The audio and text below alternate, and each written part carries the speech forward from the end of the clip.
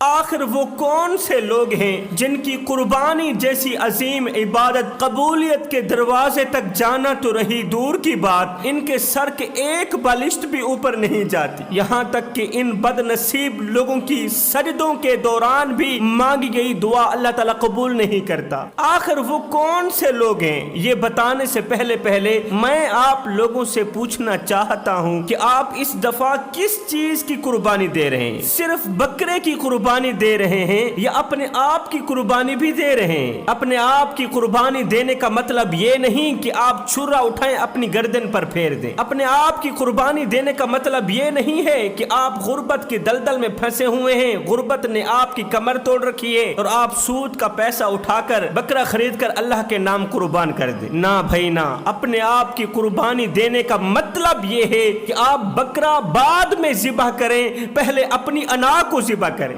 بکرا بعد میں ذبح کریں، پہلے اپنے اندر چھپی حقارت کو ذبح کریں، اپنے اندر کی حقارت کو، نفاق کو، غرور اور تکبر کو، حسد کو، بغض کو، اپنے اندر کی غیبت اور چغلی کو، اپنی میں کو، نفس امارہ کو ذبح کرنے کے بعد، یہ تمام بیکار چیزیں ذبح کرنے کے بعد جب تم بکرے کی گردن پر چھرا پھیرو گے تو خدا کی عزت کی قسم تمہارا بکرا ذبح بعد میں ہوگا، قبولیت کے دروازے تک پہلے پہنچ جائے گا۔ جب تم اپنے اندر کی انا کو، میں کو، حسد کو، غیبت اور چغلی کو، تکبر کو، غرور کو، نفس امارہ کو ذبح کرنے کے بعد جب تم بکرے کی گردن پر چھرا پھیر کے ذبح کرو گے نا تو اس کی گردن سے خون کا پہلا قطرہ زمین پر بعد میں جائے گا، اللہ تعالیٰ تمہاری یہ دعوت پہلے قبول فرما لے گا۔ آخر وہ کون سے لوگ ہیں جن کی کوئی بھی عبادت قبول نہیں ہوتی تب تک جب تک یہ لوگ پکی توبہ نہیں کر لیتے، پختہ توبہ نہیں کر لیتے؟ فرمایا نمبر 1، بہنوں بیٹیوں کا حق مارنے والے لوگ، باپ کی وراثت سے غریب بہن کا حصہ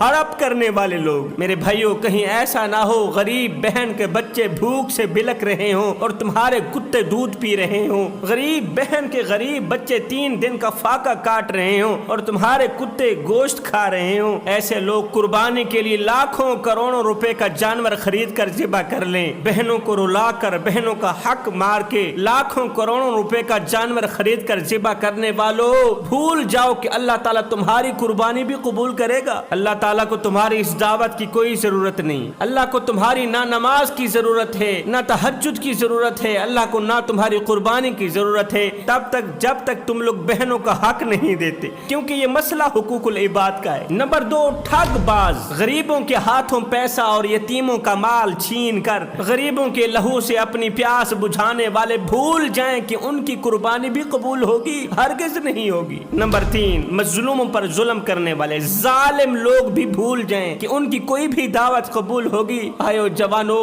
خدا را مظلوم بن کر مرنا، ظالم بن کر نہ مرنا، مظلوم بن کر مرنا، ظالم بن کر نہ مرنا۔ اگر ظالم بن کر مرو گے تو قیامت کے دن حجاج بن یوسف کے ساتھ اٹھائے جاؤ گے، اگر ظالم بن کر مرو گے تو قیامت کے دن یزید کے ساتھ اٹھائے جاؤ گے، اور اگر مظلوم بن کر مرو گے تو قیامت کے دن مولا حسین کے ساتھ اٹھائے جاؤ گے، پھر قیامت کے دن شہداء کے ساتھ اٹھائے جاؤ گے۔ اب تمہاری مرضی ہے کہ تم کیا چاہتے ہو، قیامت کے دن یزید کے ساتھ اٹھنا چاہتے ہو یا مولا حسین کے ساتھ اٹھنا چاہتے ہو۔ اگر مولا حسین کے ساتھ اٹھنا چاہتے ہو تو پھر کبھی بھی کسی پر ظلم نہ کرنا، کسی کا دل مت دکھانا، کسی کے زخموں پر نمک مت چھڑکنا، کسی کی آنکھوں سے آنسو مت نکالنا۔ کہتے ہیں نبی کی دعا اتنی جلدی اثر نہیں کرتی، باپ کی دعا بھی اتنی جلدی اثر نہیں کرتی، اتنی جلدی قبول نہیں ہوتی جتنی جلدی مظلوم کی بد دعا قبول ہوتی ہے۔ مظلوم جب کسی کے حق میں بد دعا کرتا ہے نا، مظلوم کے اندر سے جب ظالم کے لیے ٹھنڈا سانس نکلتا ہے نا، ظالم کے لیے آہ نکلتی ہے نا، یہ آہ ہواؤں کو پھاڑتی ہوئی، فضاؤں کو پھاڑتی ہوئی، ساتوں آسمان چیرتی ہوئی عرش کا دروازہ جا کھٹکھٹاتی ہے اور اپنی بات منوا کر ہی دم لیتی